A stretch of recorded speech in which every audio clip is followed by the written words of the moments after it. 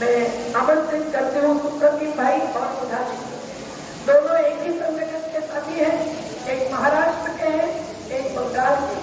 हम अभी ब्रह्मपुत्रा तक पहुंचने वाले हैं, लेकिन पहले ये दोनों आए, ये बीच में खड़े रहे और बात करें कि मछली पर क्या असर है। यहाँ मछुआरे कौन कौन आए हैं, जरा हाथ ऊंचा करो भाई। सियाराम पालवी, लाल सिंह तड़वी, पायल रसाले और कौन कौन आए। तो हम लोग ये ध्यान में रखे, हमारा नारा रहा है बरकी में जब हमको जेल में रखा था, ठेकेदार को ठेका दिया था, तो दिग्विजय सिंह ने ही मछुआरों की समितियों को पहले अधिकार दिया था। बाद में उनको माफियाओं ने आकर कुछ अलग बताया, लेकिन हम लोगों ने 14 दिन जेल में रहकर भी संघर्ष जारी रखा था। तो आज नर्मदा के सरदार सरोवर पर केवल हमने ठेका नहीं देने दिया है, तो जो जमीन सरकारी है, मैं सियाराम पालवी को भी यहाँ आमंत्रित करती हूँ, जिसने महाराष्ट्र का एक संचालक मंडल का अध्यक्ष पद लिया है, और जो भी 20 महा कोऑपरेटिव सोसाइटियां और 30 यहाँ 50 कोऑपरेटिव सोसाइटियां सरदार सरोवर के जलाशय में आज आजीविका का आधार बनी है। तो हम लोग सुप्रतिम भाई से 2-4 मिनट में चाहेंगे कि नदियां और मछली और मत्स्य व्यवसाय का क्या संबंध है और कैसे बचाना जरूरी है। नमस्ते। मेरा इतना भी अच्छा नहीं है, हमारे देश में नदी प्रधान नदी नहीं रहेगा तो मछली नहीं रहेगा, मछली नहीं रहेगा तो मत्स्यजीवी जो मछुआरे लोग हैं वो कैसे रह सकते हैं। और मछुआरे लोग ऐसे होते हैं, वो नदी का कोई क्षति नहीं करता, वो नदी को पालता पोसता है और नदी का ख्याल भी रखता है। और हम नदी और जो स्टेक होल्डर होता है नदी का, क्योंकि वो नदी के ऊपर भी उनका जीवन निर्भर है। वो नदी का मछली पकड़ते हैं और उनका जीवन उससे चलता है। तो हमारे देश में स्टैटिस्टिक्स बोलते हैं कि गंगा जो हमारे प्रधान नदी है भारतवर्ष में, 10 भारतीय लोग में 4 भारतीय को गंगा का पानी व्यवहार करते हैं और उसमें एक मत्स्यजीवी भी होता है। तो इतना मत्स्यजीवी जो फिशरमैन कम्युनिटी है वो गंगा के ऊपर निर्भर है।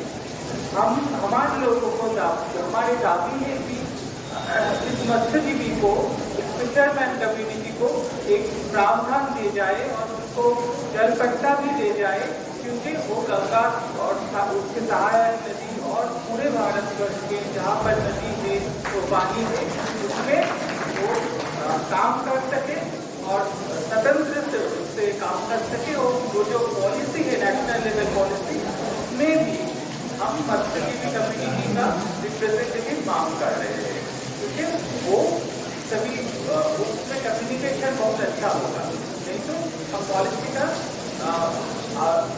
सटीक लाभ नहीं कर सकते।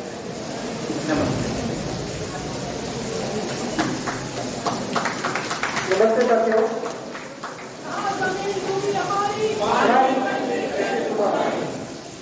जहाँ जहाँ जंगल है और जहाँ जहाँ डैम है वहाँ सिर्फ आदिवासी ज्यादा विस्थापित हुए हैं।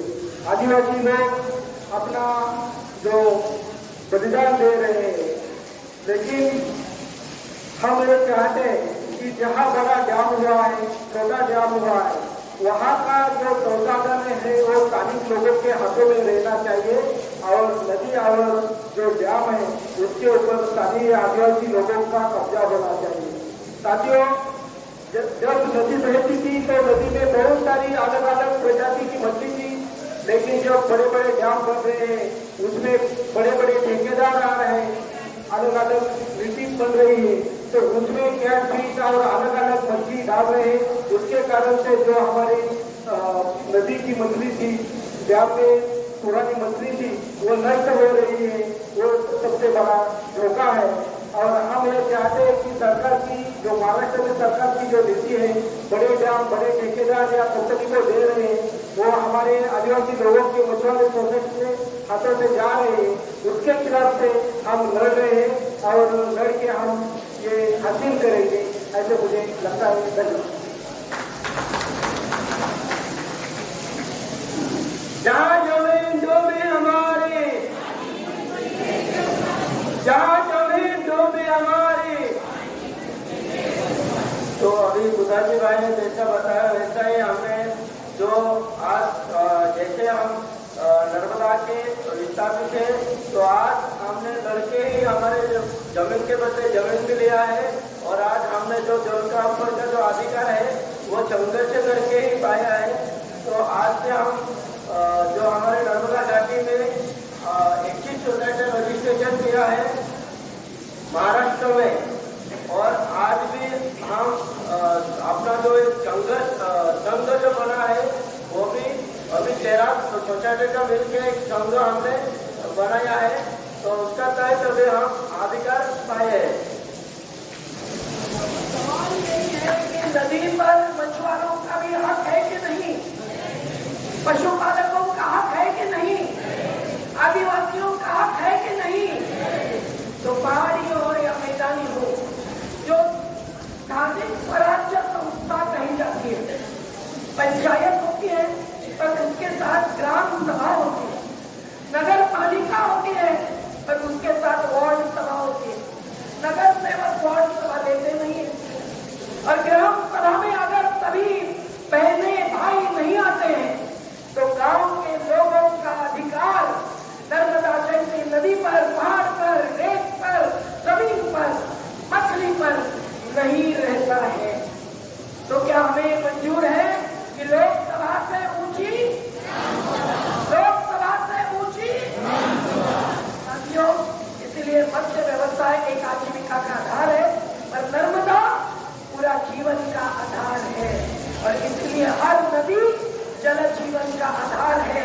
और इसलिए नदी बचाने के लिए जो कानून आज हम लाने की घोषणा कर रहे हैं, उसमें जो बात सुश्री सिंह भाई ने कही कि हमारे केवट समाज के, हमारे नाविक हो, हमारे मछुआरे हो, हमारे धनगर समाज के पशुपालक हो, हमारे पहाड़ के आदिवासी हो, हमारे मजदूर दलित महिला हो, सभी का नदी घाटी के सभी संसाधनों पर अधिकार है।